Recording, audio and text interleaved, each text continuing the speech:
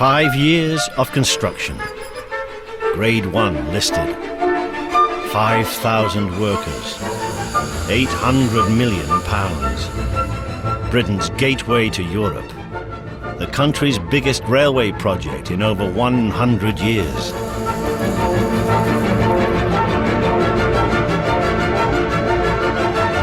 St Pancras International is about to open.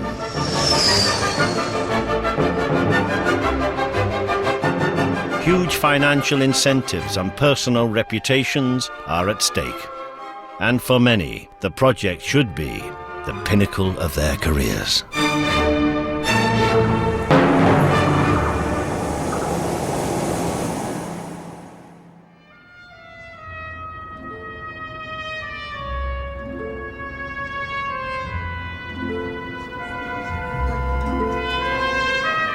New York. I love it. There's nowhere else like it, in my opinion. Grand Central Station. An amazing place. A completely different type of railway station. A unique proposition. An iconic celebration. Our inspiration. I want all that for the UK. For St Pancras. It would be brilliant. People will walk into St Pancras, it'll have the wow factor. That's my vision.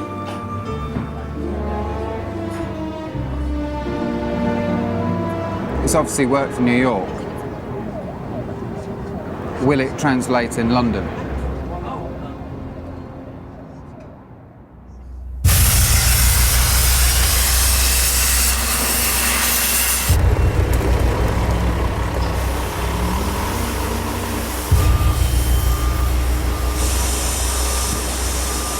St Pancras International, London, 2007.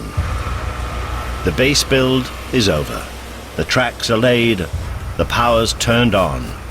The major infrastructure is near completion. Time for the station to be fitted out. 4 months to turn a building site into a state-of-the-art shopping arcade. Luxury shops, gastro pubs, and a 98-metre champagne bar running alongside the Eurostar platform. And centre stage, a brand new, specially commissioned 9-metre bronze statue.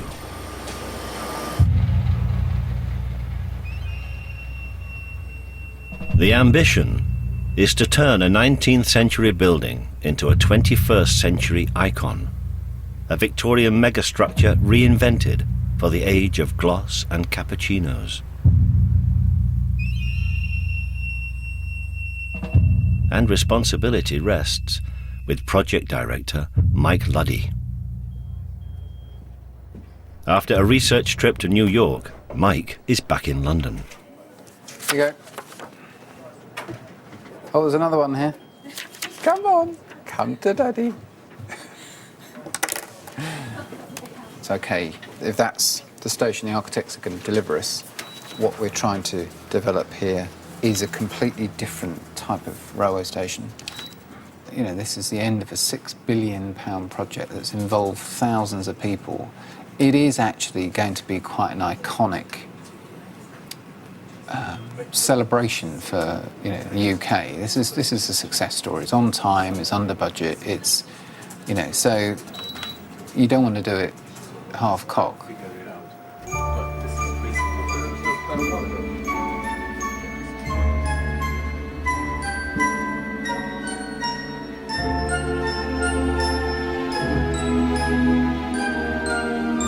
To manufacture an icon, image is vital. John Tiemann, Director of Communications for the station. He made his name in advertising in the 1980s. My raison d'etre is I always work up to a standard and not down to a price. We've moved now from the major construction phase to the final fit out and the sales and marketing of what they built.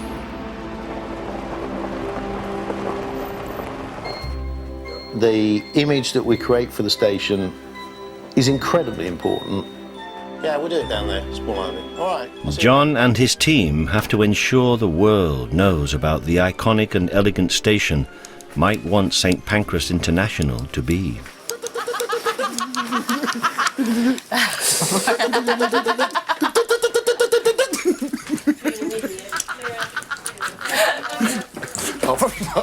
Oh, yes. Ben is head of media, and Lisa runs community relations. Ben, this is News 24. They want to do a graphic for the news item to go with Nick today. Put them through 4369.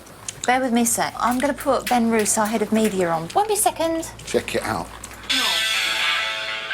This is awesome. Hello, Ben Roos. Awesome. AC/DC. Hello, Ben Roos. How's it going? Fine. OK, I'll tell you what I'll do. OK, lovely. I'll get something out to you, Susie. All right, thanks. Bye.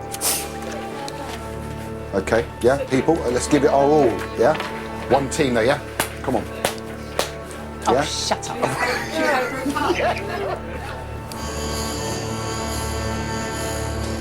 The team only have 4 months to sell the vision of the new St Pancras. Success doesn't stop when the first train pulls up at the platform. Success is about everything.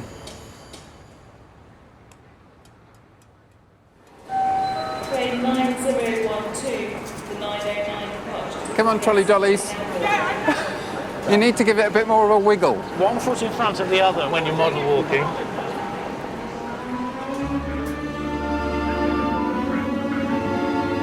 Notre train arrivera à Paris à 19h47, heure locale.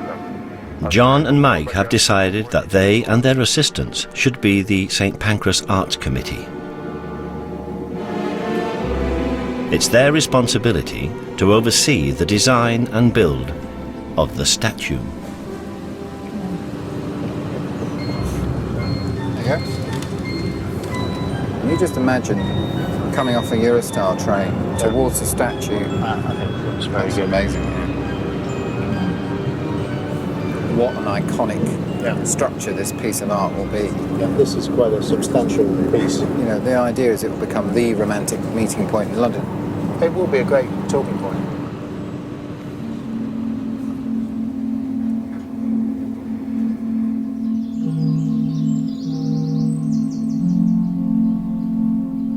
Mike's commissioned Paul Day, an English artist based in the French countryside, to fulfill the Arts Committee's vision.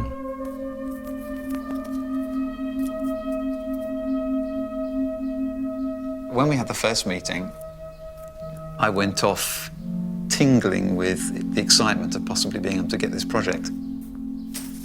If you like, it fell out of the sky into my lap. And that's an exceptional sort of opportunity, really. Like a fluke. I feel a bit of a fraud. And I'm nervous because, you know, you want to do a really good job. And albeit I appreciate the huge significance of the space, this has been worked out basically on a hunch that it'll work. It'd just be amazing. And then I think, you know, this will become the spot where everyone wants to meet for a romantic night out. I can certainly see it on, you know, headline image on the Standard and things like that, and London, certainly London TV, where they might even get it on the nationals. This says everything about meeting. Indeed.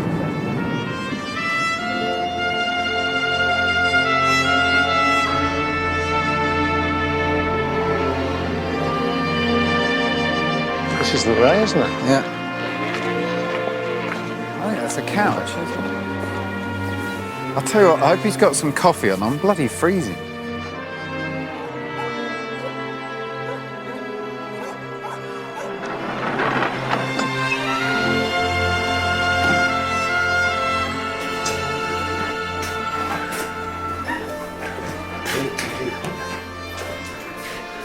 Wow.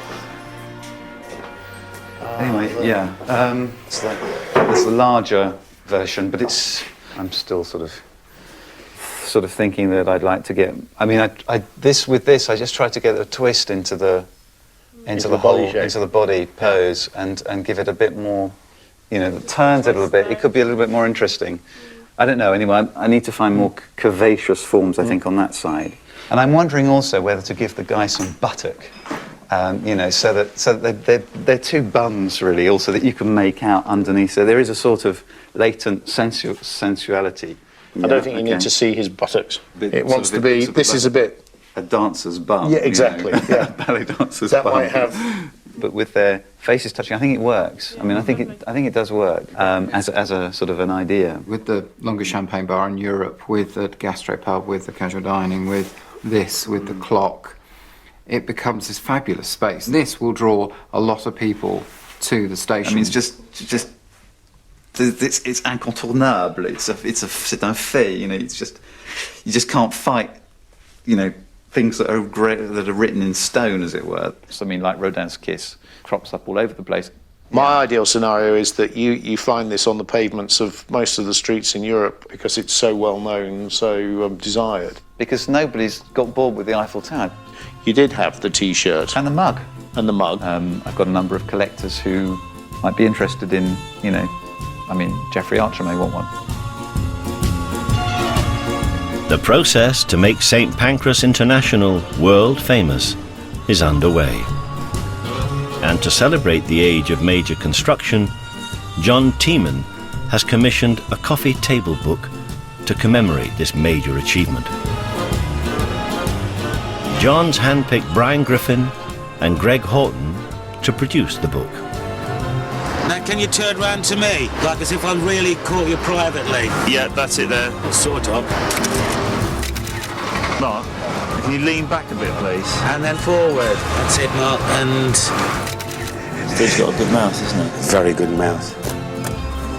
Can you operate your mouth without talking, Steve? That's like a weird thing to say to somebody, isn't it? Oh, so good. The bluer they're at the building and the bluer the shoes. Very good, Larry. That's it. We've actually turned it on its head and made the management at their jobs in their sort of fundamental environments and made the workers as great heroes. And they're photographed like supermodels. We photographed them as we were going to photograph Kate Moss, say, for instance, So we've thought it through. We just hope it works now. A different photo opportunity. The International Olympic Committee are in London and are due to visit the station. The PR team hope to use the visit to promote St Pancras International. The London team is arriving, so I'll move out of the way and we will listen to hear what they have to say. Simon Clegg on the left. What's Tessa's necklace? Nice necklace. Are you concentrating on content here, darling, or the necklaces? The idea is to get a story into the major national broadsheets. Very good. Hot, feeling hot. Now this is what I call news coverage, Ben. You got the Gravesend news shopper. News shopper, please. It's a dream! Oh look, we've got the Isle of Thanet Gazette. That's briefing, Lisa. That's briefing. Now I know what we pay all the money for. You're such a brilliant head of media. Excellent. You really know your business, don't you? You see the one Dartford and Swanley Express. That is genuinely good. You sound like Muttley the dog. For me, he just seems to be like chaos and two legs. Whereas I like to plan. But he would argue that that's probably not as productive as it might be. I argue otherwise. So this is why Ben and I have to work closely together to make sure there's a joined up approach to the media and political lobbying. Those details through so we can send them tickets.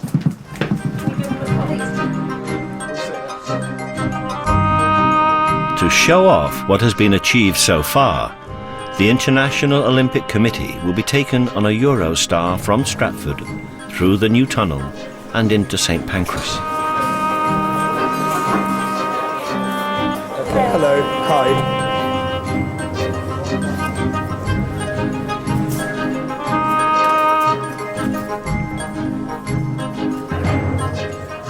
few scribblers have turned up now. We've got the Times here now, Ben. Terrific, the Times, eh? That's good. Lovely. Hey, Lisa, that's good work. Well done. Bye.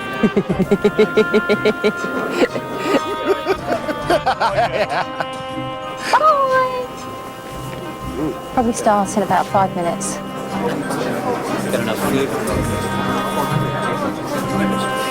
Just as a little exclusive for Sky, this is a very special train.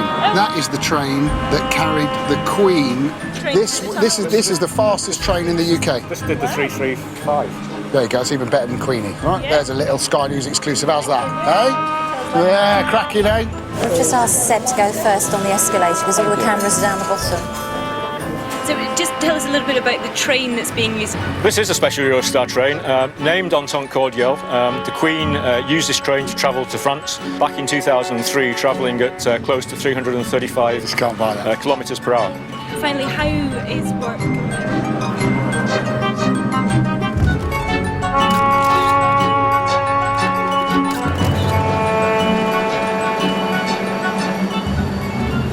How good is that, eh? Round of applause. That's why he's the king.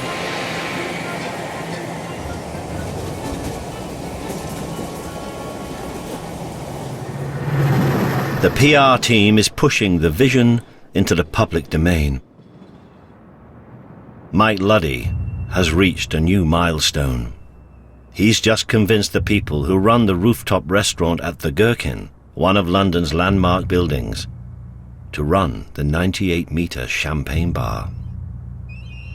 The Champagne Bar is such a great opportunity. Champagne Bar, I think it's really beginning to look a wonderful scheme, this, in terms of making the Champagne Bar work. Yes, very exciting. I've got this project deeply embedded within me now. And I just want it to be a success. For no personal benefit other than I want to be able to walk away at the end of this project and look back and say that I did that. To say, wow, you know, because it should have wow factor. Mike is heading back to France and is joined by the station's architect, Alistair Lansley. He wants him to see Paul Day's final design for the sculpture. If this statue becomes quite famous as a sort of romantic meeting point for London or whatever, we're all making history, aren't we? I think what Paul is nervous about, more than anything, is he worries this piece might be seen negatively by the art world. And I think we had this discussion about not wanting something that was, you know, done for a shopping centre. Yeah, that it doesn't turn out to be the dolphin at the end of the shopping mall.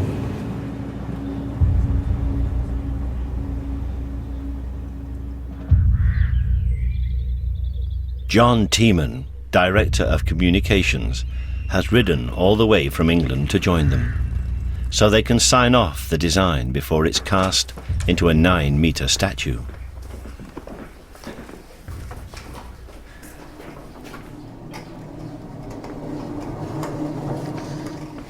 Mind your toes.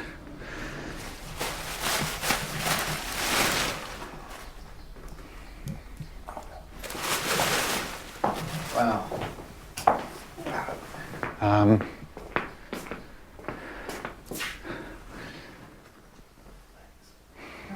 And there's still work to be done.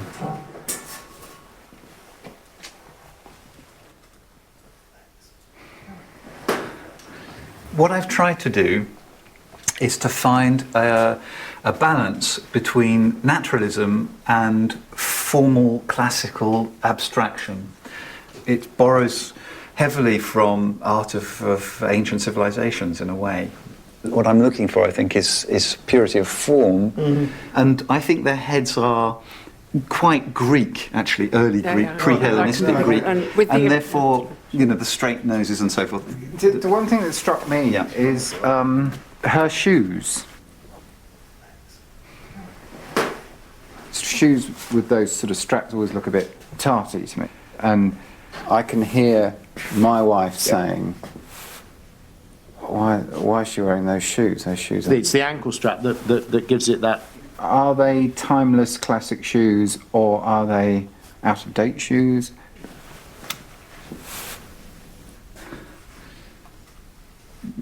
You know, I'm happy to look at straps.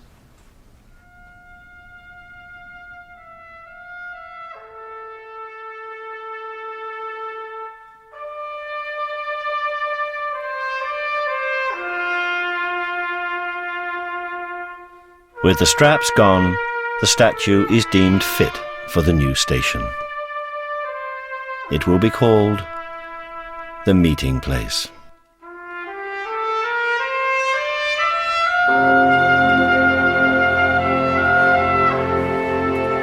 The first part of Mike's vision is underway, and he scheduled an official unveiling of the work of art to the British press.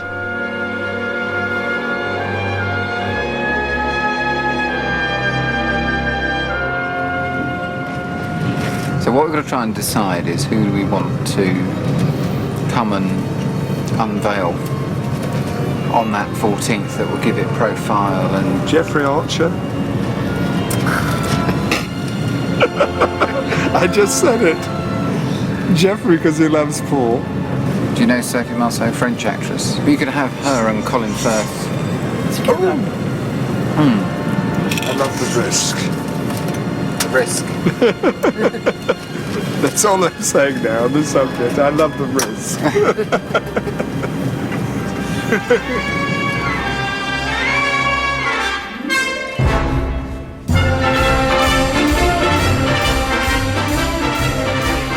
One, two, three, now! Then I'll shout it. Ben! Stay where you are. Like a movie. John's look's great. It's just like the look that you shouldn't really have, you know? And then Ben, the Rasputin, whatever. Well, team, well done.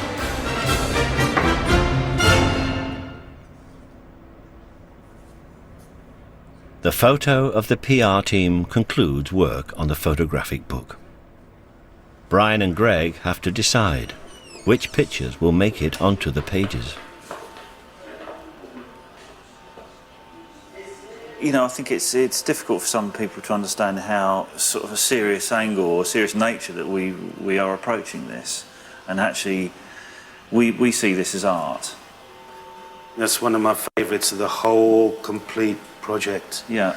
So simple, isn't it? But it's so immensely powerful. That says everything about this guy, what he does. The workers may be different because they're, I don't know, I've got to use the right terminology. I was going to use naivety or whatever, but purity and innocence. Yeah. Whilst management, we've taken them out and created an element of nudity or, what's the right word, Greg? Well, we've taken them, they've taken lack them of out confidence. Well, we've taken them out of their kind of safety safe zone. environment. So Yeah. again, we've created a sense of control from our point of view towards them. Like with the square format, how we've created like a velocity in the pictures, because the square works like a circle, and we can attack the subject from any angle and use the circle in its composition, and it's put quite a lot of dynamism in the image.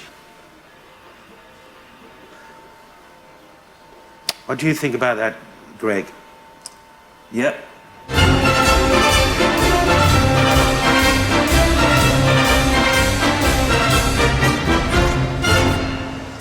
The statue is being built, and most crucially, the statue is being promoted. The meeting place design is being presented to the world's media. Let's go through these then.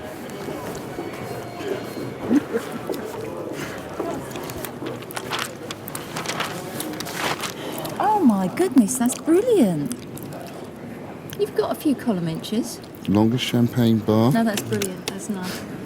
Let's sit down and have a chat. Let's sit down and have a chat. Ben has arranged an interview with a journalist from The Independent. The little caveat was that it ought to be as something that could be as popular and as have a widespread appeal like the Statue of Liberty. I'm sure that most of the art critics will no doubt sort of slate this because it's not about paedophilia, it's not about cross-dressing, it's not about I don't know, the war in Iraq. Yeah. Well, listen. Yeah. Okay, Carl. Thanks nice to very meet you much too. Cheers. Good luck with it. Thanks. Thanks.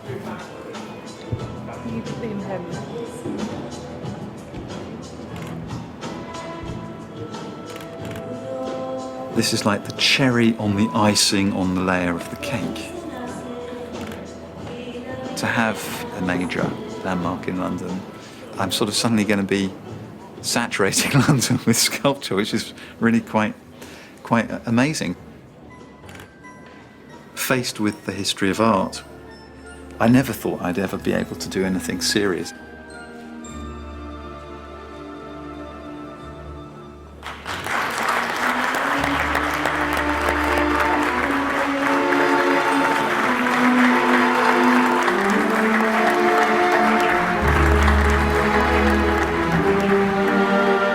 There's a mood of celebration around the station.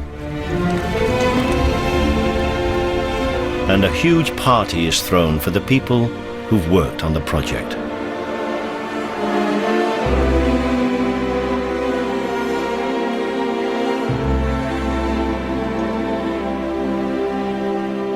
£5,000 workers, £800 million, 5 years to build. Pride and euphoria is the theme of the night.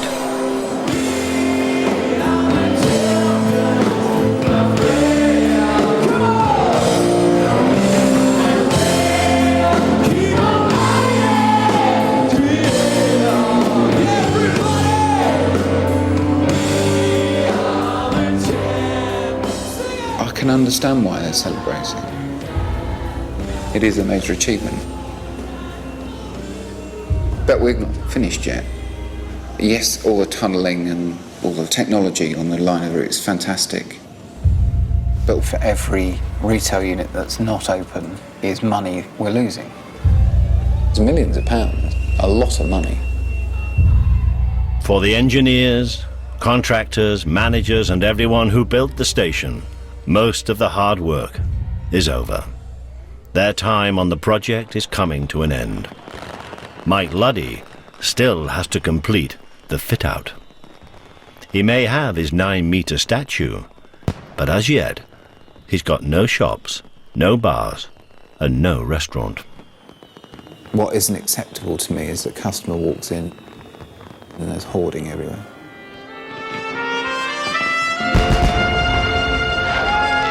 There's only 2 months to go before the station is due to open.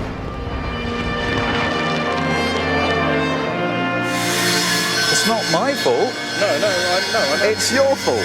You have to acknowledge responsibility and say, yes, we've mucked it up. Pretty fed up, pretty tired, pretty stressed. My blood pressure, which I checked yesterday just out of interest, is higher than it should be.